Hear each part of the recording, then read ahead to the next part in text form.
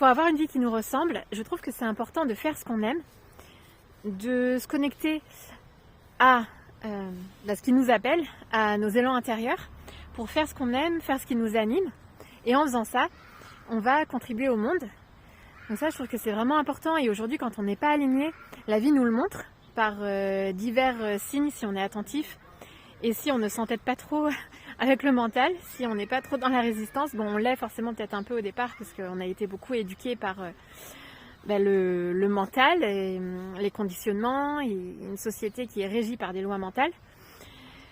Mais là, du coup, on est dans une période de réajustement. Et donc là, on nous demande de nous connecter à notre intérieur et de voir vraiment ce qu'on a envie de faire. Donc pour être aligné et avoir une vie qui nous ressemble, on a besoin d'exprimer qui l'on est, de faire ce qu'on aime, ce qui nous anime, qui nous donne donc de la joie, de l'enthousiasme, qui a du sens, parce que ça c'est primordial. Et donc ça nous donne de l'énergie. Ça c'est une première chose qui est déjà très importante. Et je trouve qu'en même temps c'est important, parce que la vie c'est aussi un chemin de purification et de libération. Et quand on vient au monde, quand on s'incarne ici, on a des mémoires, on hérite de mémoires de notre clan familial, et puis de mémoires aussi de vie passée, de notre vécu aussi dans cette vie-là. Donc on a des mémoires, donc transgénérationnelles, karmiques et vie présente. Et donc c'est important de travailler sur ces mémoires-là aussi, parce que ces mémoires, elles peuvent nous freiner, elles peuvent nous bloquer à certains moments, parce qu'en fait c'est des blocages énergétiques.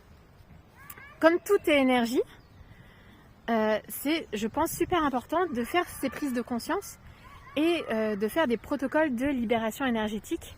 Donc de toute façon, la vie nous y conduit, c'est-à-dire que de toute façon, quand on suit l'appel de notre âme pour faire ce qui est aligné avec notre essence, avec notre être profond, on est déjà dans un processus de libération. Parce que nos ancêtres, bien souvent, justement, ils n'ont pas pu suivre ce chemin d'alignement, de faire réellement ce qu'ils aiment et tout ça. Et souvent, ils ont été empêchés et ils ont vécu des choses douloureuses, etc. Pas que, mais voilà. Donc là, on a cette opportunité aujourd'hui de faire vraiment ce qu'on aime, donc d'avoir une vie réellement épanouie. Et donc en faisant ça, forcément, on libère les mémoires des ancêtres. Et à la fois, quand on identifie certains points de blocage, je pense que c'est bien aussi de faire des protocoles de libération. Comme expliqué dans le livre de Natacha Calestrémé, par exemple, la clé de votre énergie, ou même ailleurs.